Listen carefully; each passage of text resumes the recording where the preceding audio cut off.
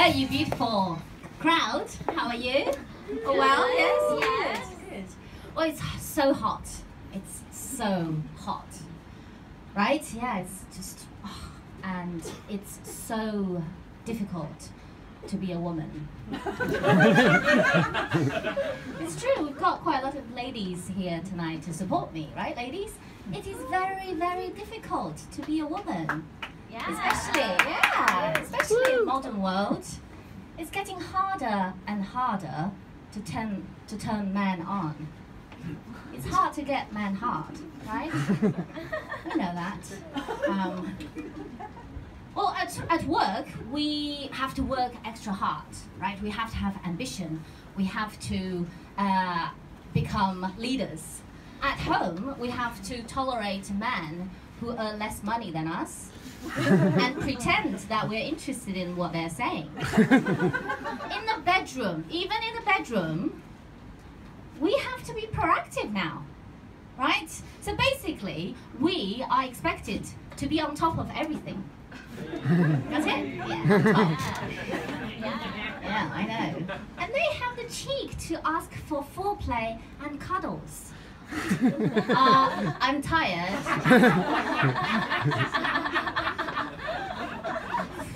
In the past, it was much easier for us women.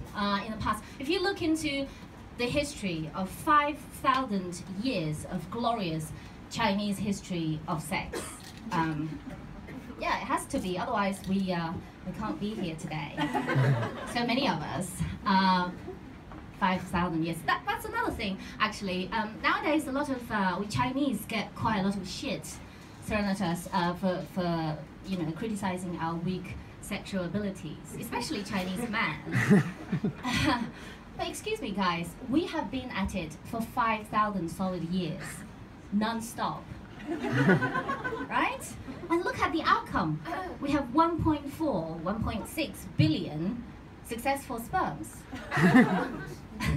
Right? So Chinese are the real sex gods here. Alright? Clear? Anyway, that's my little patriotic moment. Let it pass.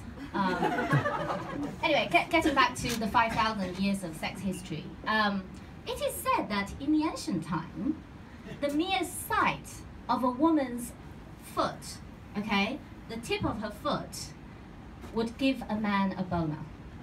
And that is word-for-word quote from an ancient Chinese book. Yeah, so just her foot, the tip of her foot, she doesn't need to take her foot out of her shoe. It's just the tip of her shoe, right, underneath her long skirt, right? And we don't even know that it was actually her foot in the shoe, because she could have taken her foot out of her shoe and scratched her foot at the back of her other leg. But it doesn't matter, because once the man sees the tip of her shoe, he can imagine her whole body, and there's no way back. Right? So imagine that, like, if we were living in the ancient time. Right? If I do this, every single man in this room should be busy making a little tent in your trousers, right? And if I'm brave enough and bold enough to lift this slightly higher up to show you my ankle, oh my God, cartel upstairs would be flooded. So that's what I mean. Like, in the past, it was so easy for women, right? She doesn't need to have, as a woman, she doesn't need to have a pretty face, no makeup, you know. She doesn't have to have big tits or pert ass. In fact, she doesn't probably need to have arms. Right? All she needs is a foot, and it's not 2 feet, right? It's 1 foot, ideally attached to a leg, right? And she's ready to go.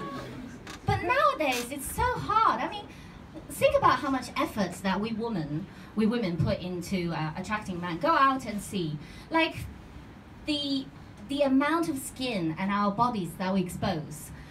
Think about the tops that some of us wear.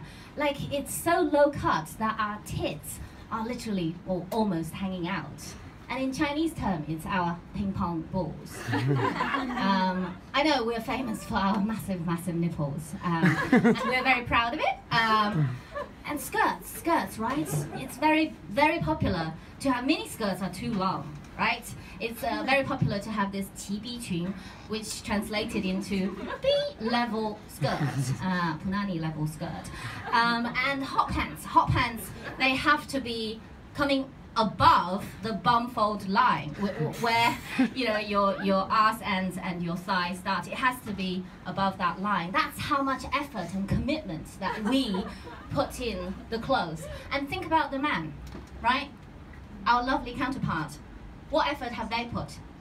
They, to match our fantastic sense of fashion, roll up their t-shirt, right, and walking around so confidently, showing their man boobs and their 4 to 7 months pregnant bellies, right? And I think that they have inherited from history, 5,000 years of history, of a very deep shit Confucius philosophy that reads vertical, not horizontal. That reads, as far as I am comfy, fuck you. Right, that's my time.